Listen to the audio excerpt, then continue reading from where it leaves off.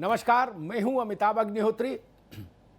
देश का सबसे बड़ा राज्य और कांग्रेस के लिए उत्तर प्रदेश की अहमियत इससे भी ज्यादा है। बाकी सारे दलों के लिए तो इतनी ही अहमियत है कि वो देश का सबसे बड़ा राज्य है, वहां से लोकसभा की सबसे ज्यादा सीट्स आती हैं। लेकिन कांग्रेस के लिए उसकी अहमियत इससे जुदा है, इसके अलावा भी है। वो जवाहरलाल नेहरू और इंदिरा गांधी की कर्मभूमि है। उस सूबे में कांग्रेस अपने सार्वकालिक बुरे दौर से गुजर रही है, लंबे अरसे से। उत्तर प्रदेश में कांग्रेस के आखिरी मुख्यमंत्री थे पंडित नारायण दत्त तिवारी।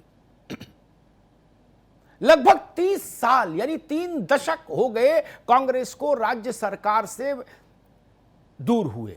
उसके वनवास की अवधि 30 साल से ज्यादा होने को है। तमाम गुटों में बटी है पार्टी। अलग अलग शक्ति केंद्र, अलग अलग क्षत्रपों का समीकरण, कार्यकर्ता में निराशा का भाव, दफ्तरों में गुटबाजी, कार्यकर्ता निराश। पहले क्षेत्रीय पार्टी सपा और बसपा ने कांग्रेस को वनवास दिया और उसके बाद भारतीय जनता पार्टी ने प्रचंड बहुमत से सत्ता में आकर कांग्रेस के लिए रास्ता और सकरा कर दिया।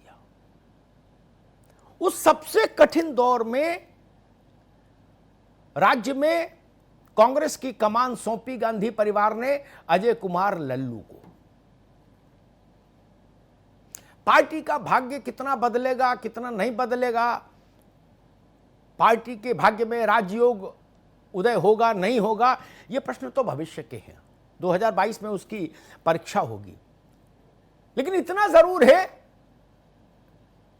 कि कांग्रेस ने बहुत अरसे बाद उत्तर प्रदेश में जमीन पर संघर्ष करने वाला अध्यक्ष देखा है। एक फेरिस्त है कांग्रेस में उत्तर प्रदेश के अध्यक्षों की। उसमें जहां तक मुझे याद है 3-3.5 दशक की अपने पत्रकारी जीवन में, जितना जमीन पर संघर्ष आए दिन अजय कुमार लल्लू कर रहे हैं, उतना संघर्ष करने वाला अध्यक्ष कांग्रेस ने उत्तर प्रदेश में नहीं देखा, जब से मैं स्मरण कर पा रहा हूं।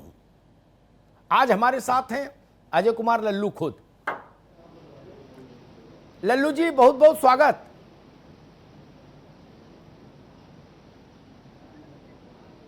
जी धन्यवाद, नमस्कार। नमस्कार भाई। अजय जी, आप सबसे नाजुक दौर में कांग्रेस की कमान संभाल रहे हैं।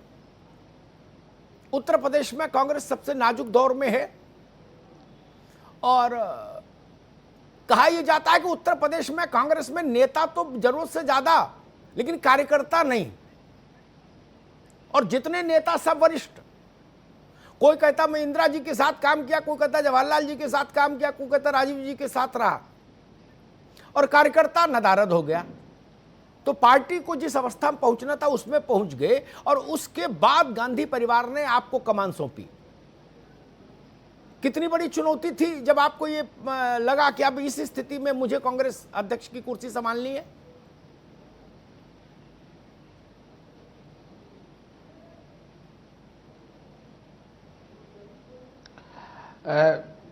नहीं, मैं 2-3 विषयों पर आपकी बातों को थोड़ा आगे बढ़ाते हुए अपनी बात को रखूंगा।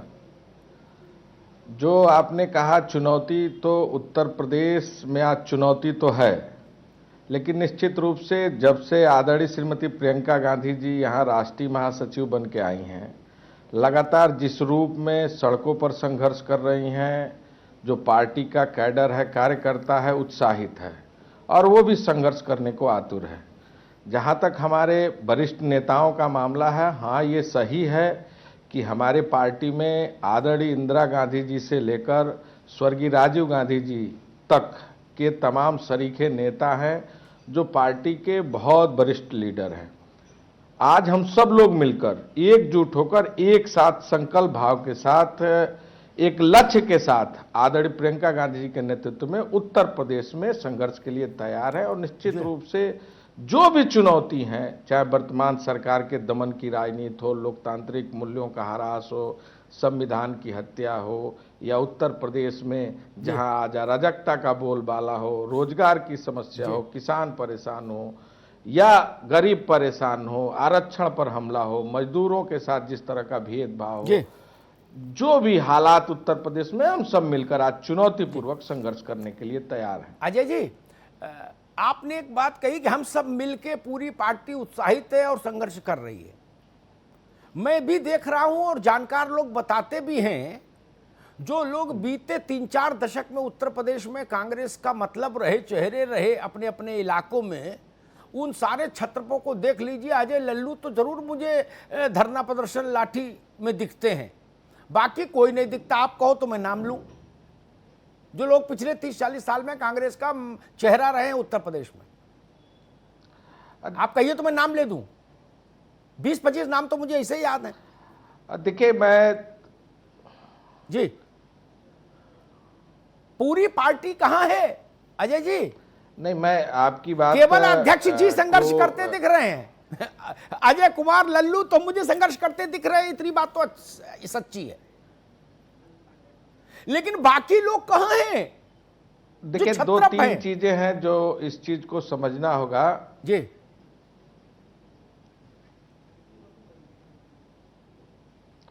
पहली चीज तो ये कि आपको याद होगा कि मैं जब अध्यक्ष बना उस समय हमारे मंचों पर सारे वरिष्ठ लीडर बैठे थे और उन्होंने पूरा आशीर्वाद सहयोग दिया और निरंतर वो हमारे साथ संवाद के कार्यक्रम में या संघर्ष के कार्यक्रम में मेरे साथ कदम से कदम मिलाकर चलने का काम कर रहे हैं। जहां तक अगर आप देखेंगे कि चूंकि कोविड-19 होने के नाते पिछले 6-7 महीने का जो दौर रहा वो काफी कठिन रहा, और इस नाते कहीं ना कहीं ये नतीजा रहा कि हम सब लोग लगातार सामाजिक कार्यों में अभिरुचि लिए और निरंतर उन विषयों को, तथ्यों को सेवा भाव के साथ आगे बढ़ने का काम किया। हमने सरकार के तरफ भी हाथ बढ़ाया।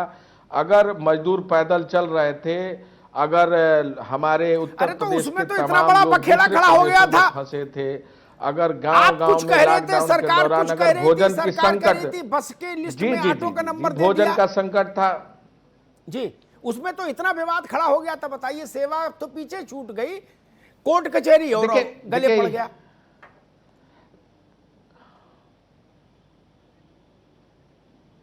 देखिए, ये मेरा और कांग्रेस पार्टी का और आदरणीय प्रियंका गांधी जी का बड़ा स्पष्ट एक स्वरूप था और उन्होंने सुझाव दिया था और उन्होंने सेवा भाव के साथ, सरकार चूंकि कही थी कि जो लोग भी सहयोग करना चाहते हो करें। हम एक राजनीतिक पार्टी हैं, हम मजदूरों को ऐसे पैदल छोड़ के चलना देख नहीं सकते थे, हम उनको भूख से मरते हुए नहीं देख सकते थे, हम उनको एक्सीडेंट में मरते हुए नहीं देख सकते थे। दूसरे प्रदेशों में जिस तरह लोग गिड़गिड़ा रहे थे, घर आने के लिए बेताब थे, गांव में लोग परेशान थे, हमारे यह धर्म था कि हम उनके साथ खड़े हों और हमने 1000 बसें दी। अगर सरकार ने माना था कि 878 बसें सही हैं, मैं उसी की बात करता हूं, मैं 1000 की बात नहीं करता। अगर 878 बसें थी, हम तो राजस्थान बॉर्डर पर लेकर खड़े थे, सरकार चाहती उस बसों को यूज करती, इस्तेमाल करती, जो मजदूर पैदल चल रहे थे उनको भरकर उनके घरों तक पहुंचाती। लेकिन सरकार को तो राजनीति करनी थी, सरकार को उत्तर प्रदेश के सामने यह दिखाना था कि कांग्रेस कुछ करना नहीं चाहती और बसों को न लेना, मजदूरों के साथ धोखा करना और अजय लल्लू को जेल में भेज देना, यह सरकार की नीयत थी। आपको याद होगा उस दौरान दिल्ली के बॉर्डर पर मजदूरों को किस तरह मारा पीटा गया था, मध्य प्रदेश के बॉर्डर पर झांसी के पास किस तरह मजदूरों के साथ दुर्व्यवहार हुआ था, मथुरा में हुआ था, आगरा में हुआ था। तो उस दुर्व्यवहार न हो, जनता घर पहुंचे, मजदूर घर पहुंचे, हमारी यही तो अभिलाषा थी। हमारे महासचिव आदरणीय प्रियंका गांधी जी की तो यही अभिलाषा थी, समूचे पार्टी की तो यही अभिलाषा थी। अजय लल्लू जी, लेकिन सरकार ने तो मुकदमा लिखा जी। अजय जी, तो हम लोगों ने कहीं ना कहीं हम सरकार से कहीं, हम लोगों ने बीच में सुना था कि प्रियंका गांधी जी शीला कौल जी की कोठी में शिफ्ट हो रही हैं स्थायी रूप से और लखनऊ में निवास करेंगी, वहां से अभियान का संचालन करेंगी उत्तर प्रदेश कांग्रेस को पुनर्जीवित करने का। फिर खबर आई कि नहीं, वो गुड़गांव शिफ्ट हो गई।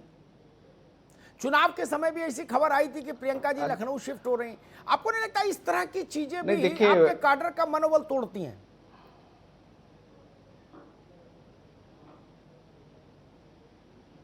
नहीं, देखिए, आदरणीय प्रियंका गांधी जी पूरी तरह उत्तर प्रदेश में हैं। अगर आप देखेंगे महिलाओं के साथ जिस तरह का न्याय अत्याचार और उनकी घटनाएं सामने आ रही हैं, अगर आप देखेंगे उसमें आदरणीय प्रियंका गांधी जी मजबूती के साथ पिछले समयों में संघर्ष किया है। अगर आपको याद हो तो सोनभद्र में अगर आदिवासी भाइयों के साथ हत्या हुआ था उस समय आदरणीय प्रियंका गांधी जी सड़कों पर बैठकर आंदोलन करने का काम किया था। अगर याद है उन्नाव में अगर एक लड़की के साथ बलात्कार की घटना सामने आई थी, हत्या कर दिया गया था, उस समय आदरणीय प्रियंका गांधी जी उनके घर पहुंची थी और उनकी लड़ाई को लड़ने का काम किया था। निरंतर वो संवाद के माध्यम से, संघर्ष के माध्यम से उत्तर प्रदेश के तमाम उन विषयों मुद्दों को लगातार लेकर संघर्ष करती रही है। समय समय पर सरकार को सुझाव देने का काम वो तो किया करी नहीं, ठीक चाहे ही बात लघु है। उद्योग, कुटीर ट्विटर पर उद्योग, उनकी सक्रियता मैं रोजगार देखता को हूं। लेकर नीट और अजय जेई जी, परीक्षा का मेरा प्रश्न दूसरा था। मैं सिर्फ ये जानना चाह रहा था कांग्रेस को जिस ढंग के बड़े बूस्टर की जरूरत है, जो आपने जितनी उसकी तबीयत नासाज है पार्टी की, उसको एक बड़ा बूस्टर चाहिए। वो बड़ा बूस्टर प्रियंका गांधी लखनऊ में स्थायी रूप से रहे तो शायद ज्यादा बेहतरी से दिया जा सके वनस्पत दिल्ली से।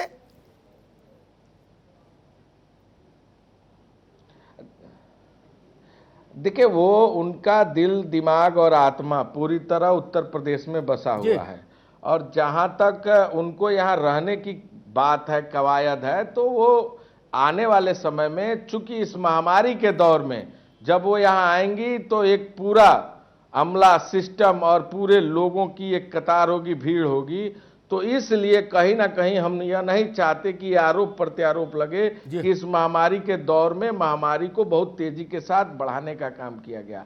और इसको भी परवाह न करते हुए आदरणीय प्रियंका गांधी जी आने वाले अभी कुछ महीनों के अंदर वो लखनऊ आएंगी, रहेंगी। पिछले समयों में उन्होंने बड़ा स्पष्ट किया था कि वो लखनऊ 5 दिन के लिए रहने वाली थी, लेकिन दुर्भाग्य रहा ऐसी महामारी और बीमारी फैली जिसके नाते आज वो यहां नहीं आ पाई।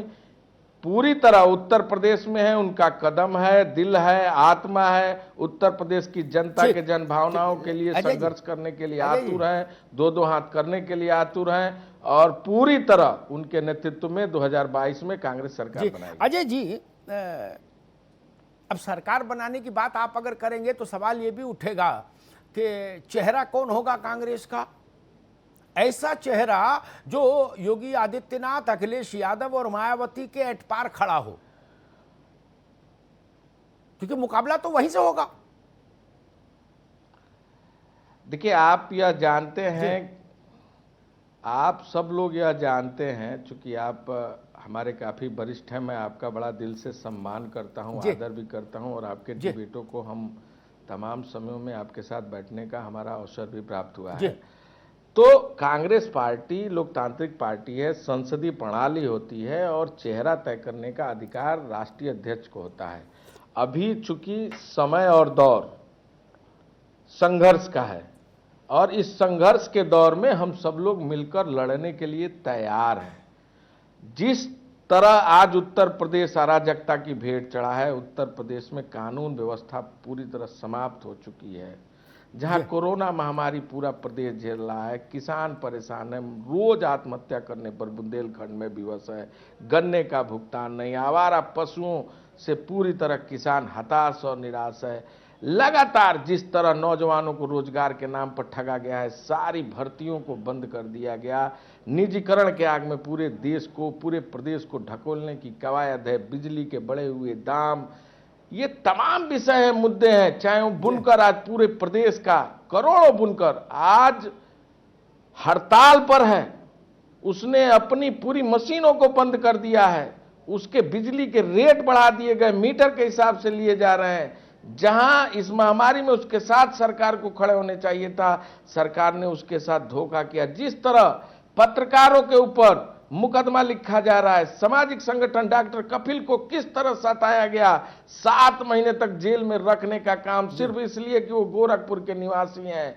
हमारे पार्टी के लगभग 400 लोगों पर मुकदमा लिखने का काम ये सरकार अब तक कर चुकी है। मुझे जेल भेजा, मेरे माइनॉरिटी सेल के चेयरमैन शाहनवाज को जेल भेजा, एनएसयूआई के साथी अनस रहमान को जेल भेजा, तमाम हमारे पार्टी के वर्कर सचिन चौधरी को जेल भेजा, और आज अनूप पटेल जो हमारे पार्टी का प्रवक्ता है वो भी जेल में है। तो हम संघर्ष के लिए आतुर हैं और ये तय करके बैठे हैं, परिणाम जो भी हो।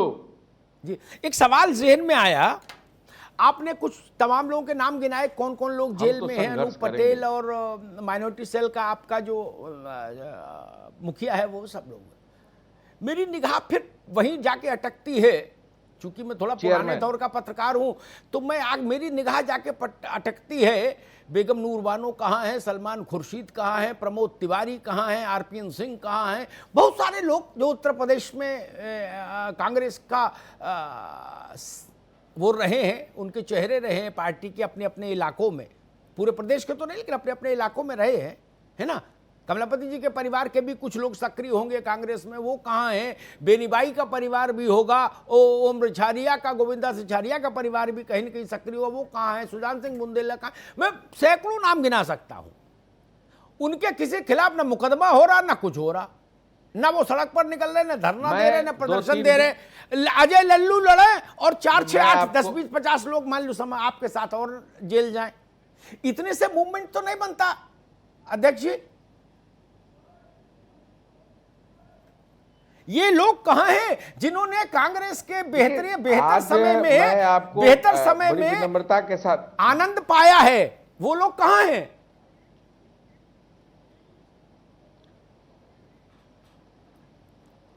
देखिए, जिस रिछारिया जी की बात कर रहे हैं, उनके राहुल रिछारिया हमारे प्रदेश कमेटी के सचिव हैं। आज वो संघर्ष में हमारे साथ है और बुंदेलखंड का प्रभार संभाल रहे हैं। उनके खिलाफ भी मुकदमा दर्ज हुआ।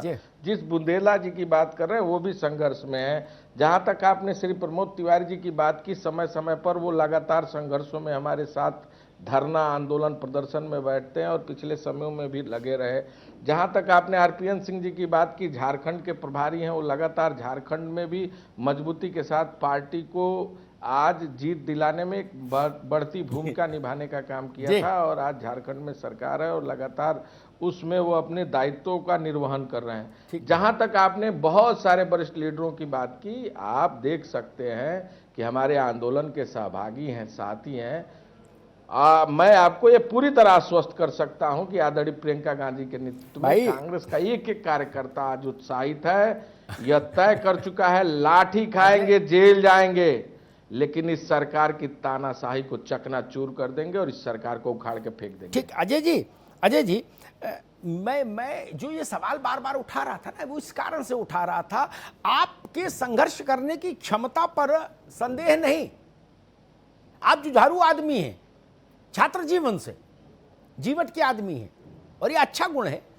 लेकिन सवाल ये है कि जिन लोगों ने कांग्रेस का झंडा घर पे लगा के बरसों बरस तक राज भोगा, वो कहीं गिरफ्तार हुए हो, कहीं लाठी उन पर चली हो, तो ऐसा नहीं हुआ। ठीक, अब इसमें बहस में हम नहीं पढ़ते। अभी मैं भी देख रहा हूं खबरों को, घटनाओं को, वैसा नहीं हो पा रहा। कांग्रेस की एक समस्या ये भी है। एक दूसरी स्थिति मुझे दिखाई देती है आपकी पार्टी में। अभी ये चिट्ठी वाला जो बवाल हो गया, 23 लोगों ने चिट्ठी लिख दी, उस चिट्ठी पर रार हो गई, सीडब्ल्यूडी में तकरार हो गई, कैसे कैसे ट्वीट हो गए। आपको नहीं लगता जब पार्टी खुद सर्वाइवल की लड़ाई लड़ रही हो, देश के स्तर पर भी, उत्तर प्रदेश के स्तर पर भी, तब इस तरह के झगड़े झंझट पार्टी की संभावनाओं को और ज्यादा कमजोर करते?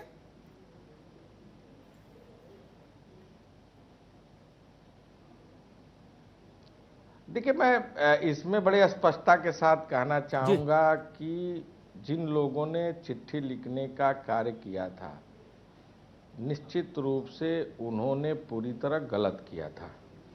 अगर कोई बातचीत थी तो एक फोरम है, एक बैठक की कमेटी है जिसमें वो प्रत्यक्ष रूप से अपनी बात कर सकते थे और सब लोग सीडब्ल्यूसी के मेंबर थे जी। महत्वाकांक्षा है उन लोगों की, इस रूप में महत्वाकांक्षा है कि वो पिछले समयों में लगातार बड़े पदों पर आसीन रहे, मंत्री रहे और तमाम सरकारों में चीफ मिनिस्टर रहे, बहुत बड़े बड़े पदों पर आसीन रहे। मुझे लगता है कि आदरणीय राहुल गांधी जी जिस मजबूती के साथ आज विपक्ष के रूप में सरकार से संघर्ष कर रहे हैं, हर विषय और मुद्दों पर लड़ाई लड़ने का काम कर रहे हैं, आज जरूरत थी इस लोकतंत्र को, संविधान को बचाने के लिए सबको एकजुट मिलकर एक साथ लड़ने की। लेकिन कहीं ना कहीं इन लोगों की महत्वाकांक्षा की पूर्ति नहीं हो पा रही है, इसलिए इस तरह के मिथ्या आरोप प्रत्यारोप लगाने का काम किए थे। निश्चित रूप से आपको याद होगा कि अगर एक सामान्य मजदूर के बेटे को अगर पहली बार किसी ने टिकट दिया था अजय लल्लू को, तो राहुल गांधी जी ने दिया था। दूसरी बार अगर जीत कर आया तो सीएलपी लीडर बनाने का काम किसी ने किया तो आदरणीय राहुल गांधी जी ने किया। अगर आज एक मजदूर का बेटा अगर अध्यक्ष है तो इस अध्यक्ष को बनाने में अगर सबसे बड़ी भूमिका किसी की है तो आदरणीय श्री राहुल गांधी जी की है। अगर अजय लल्लू जेल गया है, जब जब जेल गया है, छूट कर आया है, तो दिल्ली बुलाकर गले लगाकर अगर किसी ने अभिवादन किया है, हौसला बढ़ाया है, उसका नाम राहुल गांधी है। अगर अभी मैं लखनऊ से छूट कर आया जेल से, सबसे पहले किसी का फोन आया तो हमारे नेता आदरणीय राहुल गांधी जी का फोन आया। मुझे लगता है कि कहीं ना कहीं इन 23 नेताओं ने जिस तरह का बयान दिया उसका जवाब भी जो आम कार्यकर्ता है, पार्टी के तमाम हमारे पदाधिकारी हैं, वो निरंतर दे रहे हैं और उन्हें कहीं ना कहीं उन्होंने गलती की है इसका एहसास। अजय जी, आप अपना मत बताइए। गुलाम नबी आजाद ने कहा कि अगर ब्लॉक लेवल से लेकर और राष्ट्रीय अध्यक्ष तक चुनाव की प्रक्रिया कांग्रेस में नहीं शुरू होगी तो आने वाले 50 साल तक विपक्ष में रहेगी कांग्रेस। क्या मनोनयन वर्सेस चुनाव, इसकी लड़ाई हो गई कांग्रेस में अब? देखिए, ये गुलाम नबी जी का आरोप पूरी तरह मिथ्या है। जी, कैसे? मैं आपको बता दूं, अगर ब्लॉकों में आज भी कमेटी का निर्माण होता है तो चुनाव के अंतर्गत होता है। अगर पीसीसी मेंबर का चुनाव होता है तो चुनाव के अंतर्गत पीसीसी मेंबर बनता है, एआईसीसी मेंबर बनता है। और शायद गुलाम नबी आजाद साहब भूल गए हैं कि जब राष्ट्रीय अधिवेशन हुआ था, उस राष्ट्रीय अधिवेशन में उन्होंने भी खड़ा होकर समर्थन किया था कि कौन राष्ट्रीय अध्यक्ष बने, और ये पूरा उसका रिकॉर्डिंग है। मीडिया ने बड़े स्पष्ट तौर से पूरा लाइव दिखाया था। अगर कोई बात थी तो उस दिन उनको कहना चाहिए था। ये बात पूरी तरह स्पष्ट है कि ये नकारात्मक सोच की निशानी है उनकी। वह जानते हैं राष्ट्रीय महासचिव रहे, अभी भी राष्ट्रीय महासचिव हैं, और राष्ट्रीय महासचिव ही पूरे प्रदेश का इंचार्ज होता है। उनके देख रेख में उत्तर प्रदेश में कांग्रेस की पिछले समय चुनाव लड़ी थी 2017 में। क्या हालात उन्होंने पैदा किया था ये किसी से छिपा नहीं है। जब जब वो आए उत्तर प्रदेश को किस राह पर ले जाकर खड़ा किया उन्होंने, ये किसी से चुप। अजय जी, एक सवाल और खड़ा होता है मेरे जहन में, अब आप सामने हैं तो पूछ लेता हूं। उनका आरोप पूरी तरह निराधार है। पूछ लेता हूं, अमेठी में राहुल गांधी का हारना चुनाव, आपको नहीं लगता उत्तर प्रदेश की पूरी लीडरशिप, ऑर्गेनाइजेशन सब पर सवाल खड़ा करता है? राहुल गांधी के ऊपर तो सवाल खड़ा करते ही करता है, कांग्रेस ऑर्गेनाइजेशन पर सवाल खड़ा होता है, कांग्रेस की स्टेट लीडरशिप के लिए सवाल खड़ा होता है कि जो कांग्रेस की सबसे प्रतिष्ठापूर्ण सीट थी, पार्टी उसको नहीं जितवा पाई। नहीं, तब लोग कैसे भरोसा करें आपकी इस बात पर कि हम 22 में दावेदार हैं? अजय जी,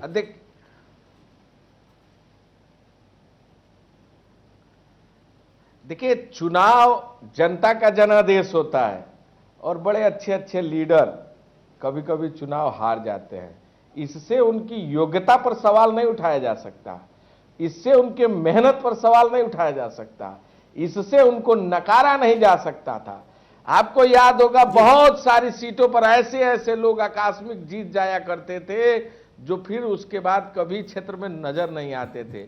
जी, मुझे लगता है कहीं ना कहीं अमेठी की जनता ने जनादेश नहीं दिया। आज अमेठी की जनता के दिल में क्या है आप सर्वे करा लेंगे तो अमेठी की जनता बता देगी। चुनाव से अगर आप देश की राजनीति की दिशा तय करेंगे, अगर चुनाव से आप नेता के विचारों और नेता के सिद्धांतों, नेता की नियत, नेता की नीति पर अगर आप सोचेंगे, अजय जी, संसदीय लोकतंत्र में चुनाव एक बड़ा पैमाना है, ये तो मानना होगा। संसदीय जीत जीवन में चुनाव एक स्वाभाविक बड़ा है। पैमाना है। बिल्कुल मैं मानता हूं जी बिल्कुल मैं मानता हूं इस चीज को, हम आपकी बात का समर्थन करते हैं। जी। लेकिन मैं ये भी मानता हूं कि राजनीति में उतार चढ़ाव आते हैं, चुनाव हार जीत भी होते हैं, लेकिन किसी व्यक्ति के हार जाने के बाद उसका आकलन ये करना कि वो पूरी तरह, अगर उनके ऊपर इस तरह की बात है, सवालिया निशान है, तो मैं इससे सहमत नहीं हूं। आने वाला समय जो पूरी तरह दिखाई दे रहा है, और मुझे उम्मीद है कि आप सबका सहयोग, उत्तर प्रदेश की जनता का आशीर्वाद मिलेगा, तो पूरी तरह कांग्रेस लड़ने को तैयार है, संघर्ष करने को अच्छा तैयार अजय है, जी, और हम कर भी एक आखिरी सवाल। समाजवादी पार्टी के पास एक कोर वोट बैंक है अपना, मायावती जी के पास एक कोर वोट बैंक है, वो एक भी सीट ना जीते तो भी उतना वोट उनको पड़ता है। बीजेपी के पास एक कोर वोट बैंक है। कहा जाता है कांग्रेस एकमात्र ऐसी पार्टी है जिसके पास यूपी में कोर वोट नहीं बचा। जो भी है फ्लक्चुएट करने वाला वोट है, फेंस सीटर, प्रतिबद्ध वोटर नहीं बचा। जी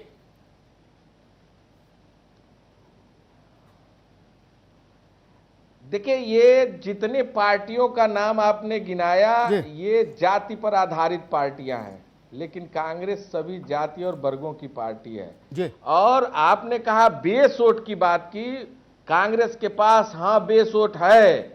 कांग्रेस के पास आज नौजवान है, कांग्रेस के पास आज किसान है, कांग्रेस के पास आज मजदूर है, कांग्रेस के पास आज व्यापारी है, कांग्रेस के पास आज मजदूर है, कांग्रेस के पास आज मध्यम वर्गीय है, कांग्रेस के पास आज दलित है, पिछड़ा है, अति पिछड़ा है, शोषित है, वंचित है, आम आदमी है, और कांग्रेस के पास उत्तर प्रदेश की जनता का आशीर्वाद प्राप्त है। और हमें भरोसा है कि उत्तर प्रदेश के आवाम का आवाज जिस तरह हम लोग सड़कों पर लड़ रहे हैं, आवाम देख रही है, आवाम का आशीर्वाद उत्तर प्रदेश के अकलियत के लोगों का, पिछड़ों का, दलितों का, शोषितों का, वंचितों का, गरीबों का, किसानों का, नौजवानों का, आम आदमी का आशीर्वाद कांग्रेस पार्टी को मिलेगा। और 30 साल बाद हम उत्तर प्रदेश में लौटेंगे और बड़ी मजबूती के साथ लौटेंगे, और लोगों के आशा, विश्वास और जन भावनाओं का आदर और सम्मान करने मैं अजय भाई, मैं आपकी